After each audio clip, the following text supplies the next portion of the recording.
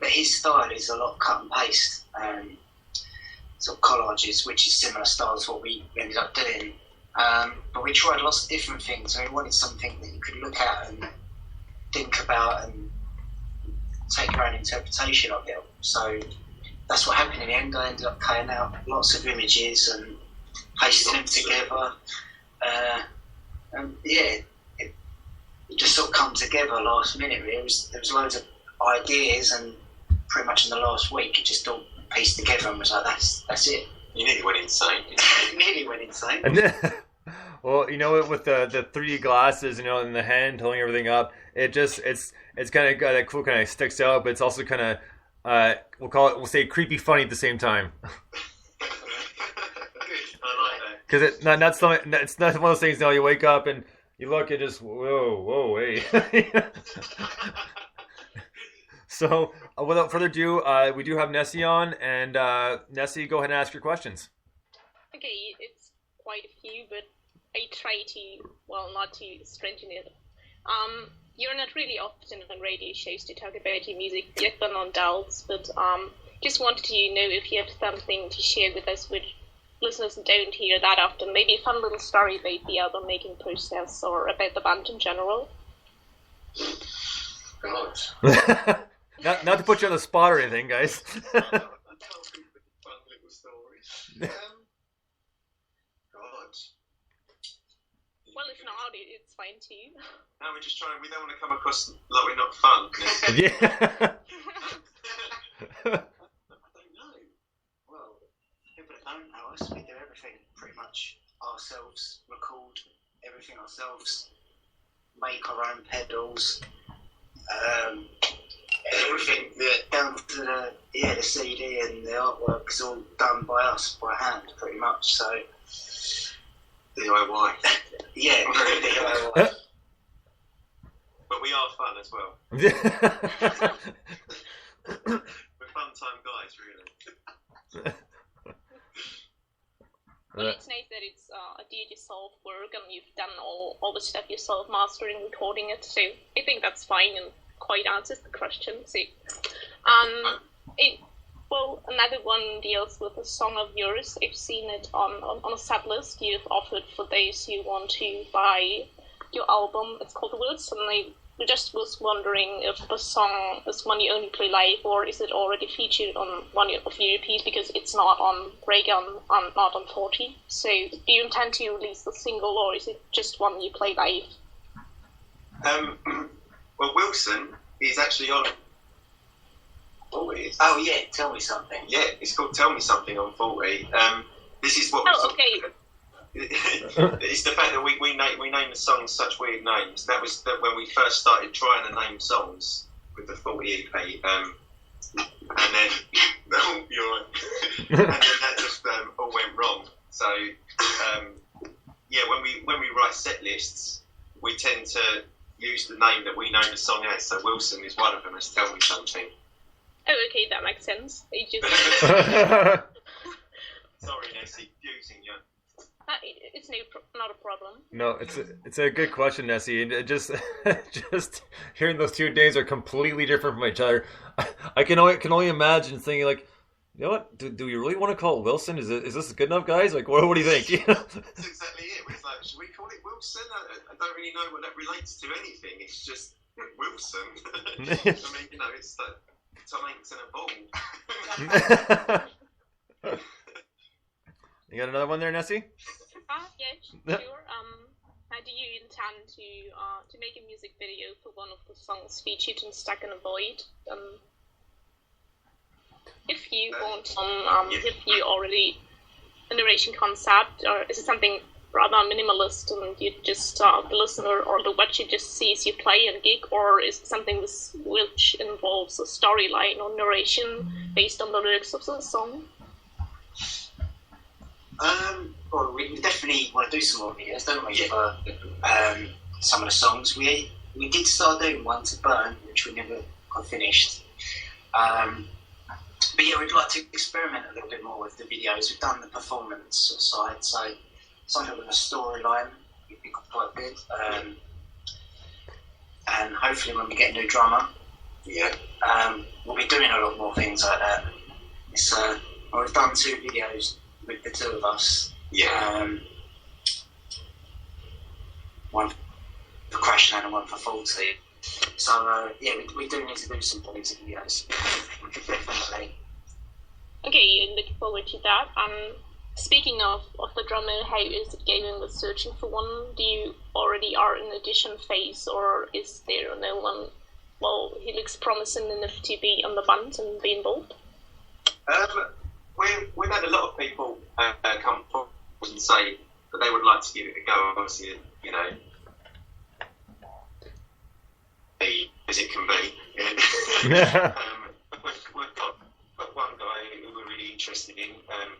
We're going to be playing with him soon, hopefully. So, yeah, hopefully things start picking up and we can start playing live and doing music videos and stuff again. Well, that in itself, I would imagine, has got to be a bit of a pain. Kind of trying to audition drummers, trying to get that sound you want, and because I'm sure, I mean, a lot of these drummers, even though they may say, well, no, I'm an alternative drummer, so let's say, grunge, that sort of thing. They comes up and all of a sudden these guys like jamming classical tunes, Definitely. I mean, we've had so many drummers come forward and then pretty not into what we do. Yeah, which is really important. I would hate someone to come in and have to kind of try and transform them. It needs to be someone who can play what we do. Well, and that's the main thing. I just, like I said, I know I've heard this many times about people auditioning like different band members, like, again, because whatever happened, bandmate left, that happens all the time. It just, I think that's got to be, besides recording an album, got to be somewhat of a grueling process at times. Definitely. There's a lot of work practicing and everything behind the scenes that we don't get to share. So there's a lot of work, and obviously teaching a drummer all the new songs. We've got 23 songs that are released already, so there's a lot to learn and get prepped for a gig. Yeah, it's a lot of work for someone, whoever that person's going to be. Well, you just got to hope they pick it up quick then, right? Yeah, definitely. Does that answer all your questions, Nessie? Yeah, I could ask another one, but I don't think we still have time, or if you have to play another song with them. Yeah, no, we got time for one more. Go for it, Nessie. Okay, since you're currently looking for a drummer, but have a gig lined up on October 4th, it's for another charity event, and since it's getting closer, do you intend to play an acoustic set again, or what are you up to for that? Can you tell a little bit more about the gig and about the charity cause? The charity is for Cancer UK, and we will be playing acoustic again, just simply because there's no time, even if we had a drummer now, to even play it full on. So yeah, we'll be doing another acoustic gig, probably chucking in a few other songs that we didn't play at Danfest, and and hopefully next time we play it will be full on. Okay, sounds good. Hopefully someone covers it and making with some videos. That would be nice. Yeah, we'll do that for you, Nessie. Don't worry. Well, right on, Nessie. Well, thanks for calling and asking your questions. Yep. Thank you, Nessie. Cheers, Nessie. And we'll talk again in a little bit, Nessie, very, very soon. So, guys, again, if you're just joining us, I'm talking to Stephen Lee from High Low, and Nessie just came on to ask a few questions. So I hope a lot of people are getting a lot of in-depth views on High Low. So, Nessie, keep listening, and I will be talking to you very soon. So thanks for calling in. Yep, thanks for having me. It was nice. Bye. Bye, Nessie. Bye. Bye. All right, we're back with High Low, and big thank you, Nessie, for calling and asking your questions. I know for her that was really good because, and normally, and this is not a slight against her, it's just that her questions are usually extremely long, and the fact that she's able to shorten up that well, good for you because. So. We had time for 4 questions there, Nessie. So right on, good job with that one. So very passionate. We like it. We love it. So we're gonna get into one more song, then we're gonna come back and finish up with Stephen Lee from High Low. The last song we're gonna hear today is again off their new album, Stuck in the Void. This one's called Surf Tank. Dig it.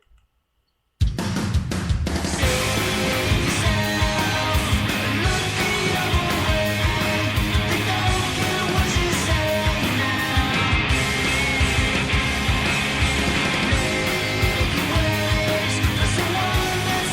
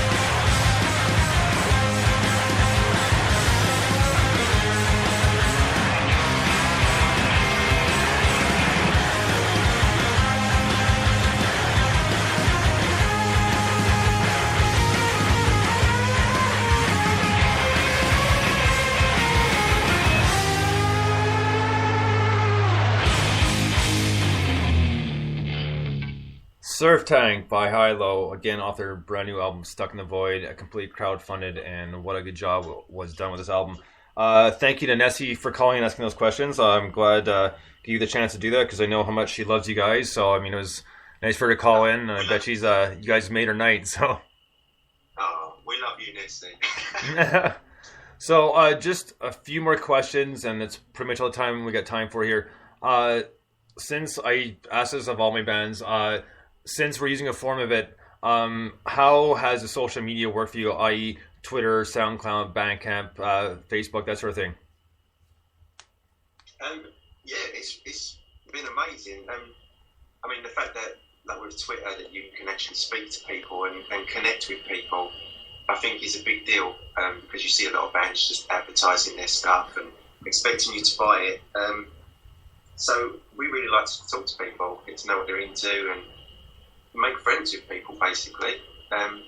So yeah, it's a big deal for us. Well, you know, it shows, and I've said this many times before, that's the best thing because people like to be able to interact with the bands, and the more they do, the more appreciation they get for the music. You know, the more they'll be more inclined to say, yeah, you know what, I'm going to go see this band live, or I'm going to pick up this album because I'm into them. They've been really good to me, so let's rock and roll. Let's go. Yeah, it works both ways. You know, you don't expect people just to buy your stuff, and you don't give them the time of day. You know, we talk to everyone all the time, so it's something we'll continue to do. Well, that is going to wrap it up, guys, because we're pretty